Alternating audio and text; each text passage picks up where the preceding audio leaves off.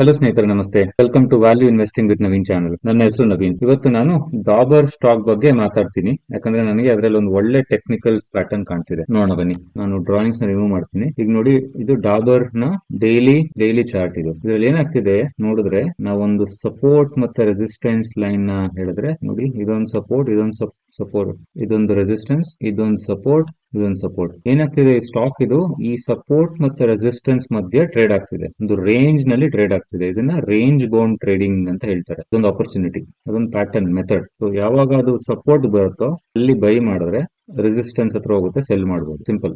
ನೋಡೋಣ, ಪ್ರೀವಿಯಸ್ಲಿ ಎಷ್ಟು ದಿನ ತಗೊಳ್ತೋ ಅದು ಇಲ್ಲಿಂದ ಅದರ ರೆಸಿಸ್ಟೆನ್ಸ್ ಹತ್ರ ಹೋಗೋದಿಕ್ಕೆ ನೋಡಿ, ಅದು 40% ರಿಟರ್ನ್ ಇದೆ. 829 ಡೇಸ್, ಆಲ್ಮೋಸ್ಟ್ 2.5 ವರ್ಷ ತಗೊಂತು. ಸ್ವಲ್ಪ ಜಾಸ್ತಿ ಟೈಮ್ ತಗೊಂಡಿದೆ, ಆದ್ರೆ 40% ನಾಟ್ ಬ್ಯಾಡ್, ಒಳ್ಳೆ ರಿಟರ್ನ್ ಕೊಟ್ಟಿದೆ.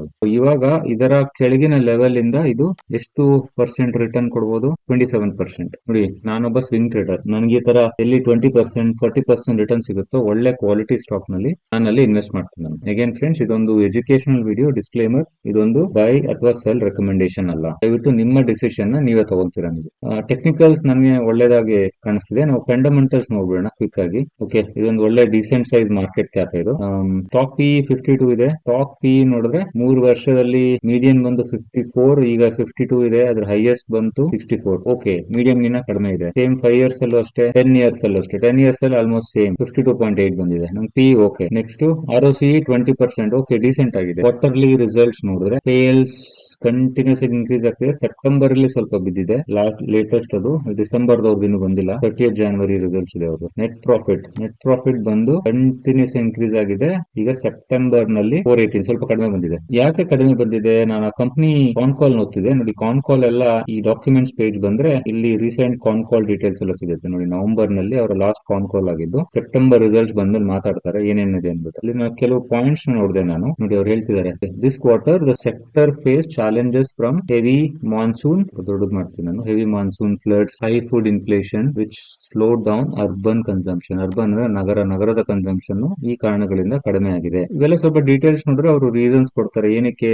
ಅವ್ರೇನ್ ಹೇಳ್ತಿದ್ದಾರೆ, we believe urban consumption has bottomed out and we should see an improvement going forward. So ಏನು ಡೌನ್ವರ್ಡ್ ಟ್ರೆಂಡ್ ನೋಡಿದಾರೆ ಅವರು, ಕನ್ಸಂಪ್ಷನ್ ಕಡಿಮೆ ಆಗುವಂತದ್ದು, ಅದು ಇಂಪ್ರೂವ್ ಆಗುತ್ತೆ ಗೋಯಿಂಗ್ ಫಾರ್ವರ್ಡ್. ನಾನೇನ್ ನೋಡ್ತೀನಿ, ಈ ಕಂಪನಿಗಳ ಅನಾಲಿಸಿಸ್ ಮಾಡಿದಾಗ ಅವರ ಸಿಇಒ ಗಳೇನ್ ಮಾತಾಡ್ತಾರೆ, ಅವರು ಸಿಇಒ ಗಳಿಗೆ ಅವ್ರ ಕಂಪನಿಗಳ ಗ್ರೌಂಡ್ ಲೆವೆಲ್ ಕೆಲಸ ಮಾಡೋ ರಿಪೋರ್ಟ್ ಕೊಡ್ತಿರ್ತಾರೆ. ಅಲ್ಲ ಈ ತರ ಆಗ್ತಿದೆ, ಇಲ್ಲಿ ತರ ಆಗ್ತಿದೆ ಅಂತ. ನಾವು ಬರೀ ಇಂಟರ್ನೆಟ್ ನೋಡಿ ಡಿಸಿಷನ್ ತಗೊಂತೀವಿ. ಅವ್ರು ಆಕ್ಚುಲಿ ಗ್ರೌಂಡ್ ಲೆವೆಲ್ ನಲ್ಲಿ ಕುಳಿತು ಡಿಸಿಷನ್ ತಗೊಂತಾರೆ. ಪ್ರಾಬ್ಲಮ್ ಇದ್ರೆ ಫಿಕ್ಸ್ ಮಾಡ್ತಾರೆ. ಸೊ ನನಗೆ ಈ ಒಂದು ಕನ್ಫರ್ಮೇಶನ್ ಅವರಿಂದ ಸಾಕು. ಸೊ ನನಗೆ ಫಂಡಮೆಂಟಲ್ಸ್ ಬಂದಾಗ ಕಂಪನಿ ಕ್ವಾರ್ಟರ್ ರಿಸಲ್ಟ್ಸ್ ನಲ್ಲಿ ಏನಕ್ಕೆ ಕಡಿಮೆ ಬಂದಿದೆ ನನಗೆ ರೀಸನ್ ಗೊತ್ತಾಗೋಯ್ತು. ಸೊ ನನ್ ಕಾನ್ಫಿಡೆನ್ಸ್ ಬರ್ತಿದೆ ನನಗೆ, ಅವರು ನೆಕ್ಸ್ಟ್ ಕ್ವಾರ್ಟರ್ಸ್ ನಲ್ಲಿ ಅವರು ರಿಕವರ್ ಮಾಡ್ತಾರೆ ಅಂತ. ಪ್ರಾಫಿಟ್ ಅಂಡ್ ಲಾಸ್ ನೋಡಿದಾಗ ಸೇಲ್ಸ್ ಕಂಟಿನ್ಯೂಸ್ ಇನ್ಕ್ರೀಸ್ ಆಗ್ತಿದೆ. ನೆಟ್ ಪ್ರಾಫಿಟ್ ನೋಡಿ, ಈ ಸಲ TTM ನಲ್ಲಿ ಕಡಿಮೆ ಆಗಿದೆ. ಕಾರಣ ಆಗ್ಲೇ ಎಕ್ಸ್ಪ್ಲೈನ್ ಮಾಡಿದ್ನಲ್ಲ ಆ ರೀತಿ. ಮತ್ತೆ TTM ಇದು ಟ್ರೈಲಿಂಗ್ 12 ಮಂತ್ಸ್, ಇನ್ನು ಪೂರ್ತಿ ಕಂಪ್ಲೀಟ್ ಆಗಿಲ್ಲ. ಬ್ಯಾಲೆನ್ಸ್ ಶೀಟ್ ನೋಡಿ, ಇಕ್ವಿಟಿ ಕ್ಯಾಪಿಟಲ್ ಡೈಲ್ಯೂಟ್ ಮಾಡಿಲ್ಲ ಅವರು. ರಿಸರ್ವ್ಸ್ ಕಂಟಿನ್ಯೂಸ್ ಇನ್ಕ್ರೀಸ್ ಆಗ್ತಿದೆ. ಆಮೇಲೆ CWIP capital work in progress ಅಂತ. ಅದರರ್ಥ ಇವರು ಕೆಲವು ಇನ್ವೆಸ್ಟ್ಮೆಂಟ್ ಮಾಡಿದ್ದಾರೆ, ಅದಿನ್ನು ಪ್ರಾಫಿಟಬಲ್ ಆಗಿಲ್ಲ ಅಂತ. ಫಾರ್ ಎಕ್ಸಾಂಪಲ್ ಸ್ಟೋರ್ಸ್ ಗಳನ್ನ ಎಕ್ಸ್ಪ್ಯಾಂಡ್ ಮಾಡೋದಿರ್ಬೋದು ಅಥವಾ R&D ಮಾಡೋದಿರ್ಬೋದು, ಅವೆಲ್ಲ CWIP ನಲ್ಲಿ ಬರುತ್ತೆ, which is all good actually. ನಂತರ ಇನ್ವೆಸ್ಟರ್ಸ್, ಶೇರ್ ಹೋಲ್ಡರ್ಸ್ ಹತ್ರ ಬಂದಾಗ ನೋಡಿ, ಪ್ರಮೋಟರ್ಸ್ ಬಂದು 66.27. ನೋಡಿ, ಪ್ರಮೋಟರ್ಸ್ ಲಾಸ್ಟ್ 2 ಕ್ವಾರ್ಟರ್ಸ್ ನಲ್ಲಿ 0.02% ಇನ್ಕ್ರೀಸ್ ಮಾಡಿದ್ದಾರೆ. ಅದರ್ಥ ಕಾನ್ಫಿಡೆನ್ಸ್ ಸಿಗುತ್ತೆ. ಪ್ರಮೋಟರ್ಸ್ ಅವ್ರ ಶೇರ್ಸ್ ಅವರೇ ಬೈ ಮಾಡ್ತಿದ್ದಾರೆ. ಅದರರ್ಥ ಅವ್ರಿಗೆ ಗೊತ್ತು ಕಂಪನಿ ಫ್ಯೂಚರ್ ಅಲ್ಲಿ ಗ್ರೋತ್ ಆಗುತ್ತೆ ಅಂತ. FIS ಬಂದು ನೋಡಿ 13% ಇದೆ. ಸ್ವಲ್ಪ ಡಿಪ್ ಆಗಿದೆ, ಯಾಕಂದ್ರೆ FIS ಎಲ್ಲ ಇತ್ತೀಚೆಗೆ ಸೆಲ್ ಮಾಡಕ್ ಶುರು ಮಾಡಿದ್ರು. ಬಟ್ ಆದ್ರೆ ನಮ್ಮ DIS ಗಳು ಬೈ ಮಾಡಕ್ ಶುರು ಮಾಡಿದ್ದಾರೆ. ನೋಡಿ, 15% ಇದೆ, ಸೂಪರ್ ಆಗಿದೆ. ಪಬ್ಲಿಕ್ ಬಂದು ಬರೀ 5%. So promoters holdings, FIS holding super ಆಗಿದೆ.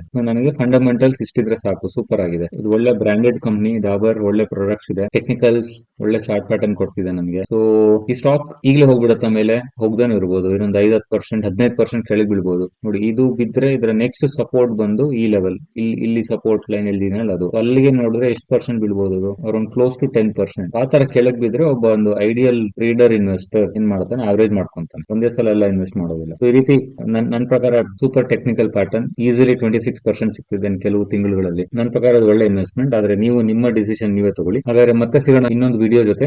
ನಿಮ್ಗೆ ಈ ವಿಡಿಯೋ ಇಷ್ಟ ಆಗಿದ್ರೆ ದಯವಿಟ್ಟು ಲೈಕ್ ಮಾಡಿ, ಸಬ್ಸ್ಕ್ರೈಬ್ ಮಾಡಿ, ಕಮೆಂಟ್ ಮಾಡಿ, ಫೀಡ್ಬ್ಯಾಕ್ ಸಹ ಕೊಡಿ.